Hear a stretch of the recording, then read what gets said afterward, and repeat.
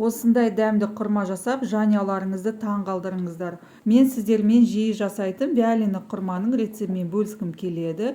Өте жеңіл жасалады, бірақ өте дәмді шығады. Үлкен қатты құрманы таңдаймыз. Сорты маңызды емес. Құрманы жақсылап жуамыз, сыртын тазалаймыз, жапырақтарын алып тастаймыз, жіпті жақсылап таяғына байлаймыз. Қайнап тұрған ыстық суымызға 25 секунд салып аламыз. Алып, видеодағыдай байлап қоямыз.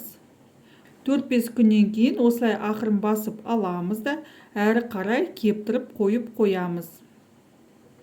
Кеуіп тұрған қалпында 2-3 күн сайын қысып отырамыз.